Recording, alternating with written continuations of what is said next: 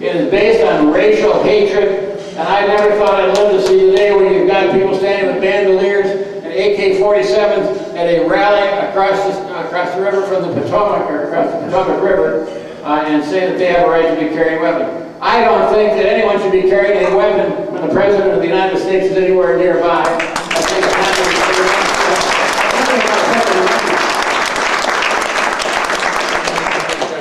we can believe in the Second Amendment, but we don't believe in the threats that are being made at this point to those who would come out in opposition to them. The second day that I was Deputy Attorney General with Bronson LaFollette as the Attorney General, the decision was made that we were taking a case to court that involved the posse comitatus. And they filled the courtroom with people with guns. And they had their guns, and they were circulating a picture of the judge in a noose, and to just sort of let the judge know that they knew about him and where he was. And we said, that's not going to happen in the state of Wisconsin, and we filled the room the next time with DCI agents to make sure that people could not come into the courtroom and try to intimidate the judge or the jury or anyone else.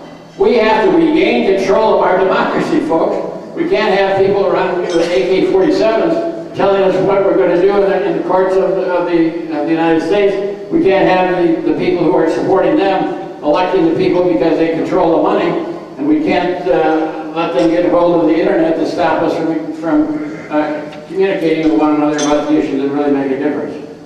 So I take a look at what's happening, and let's just for a minute to talk about this.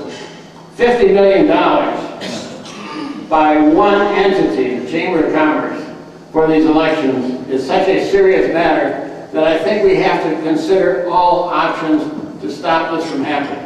One thing we're going to do at Fighting Bobfest is to bring in the people who are pushing for a constitutional amendment to say that corporations shall not have First Amendment rights and shall not be involved in campaigns. As Bob LaFollette said in 1905 when we passed the law in Wisconsin telling corporations they could not be involved in politics, it's time again to amend the Constitution to say we were serious and now we're going to put it into the Constitution. You may not, if you are an economic entity, involve yourself in the political process of our nation.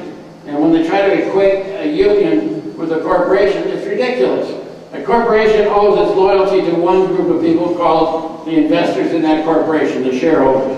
A union works with people to try to make their lives a little bit better, to get a better pension, a little more money, get beyond the minimum wage, safe workplace. They're dealing with the day-to-day problems that we all face.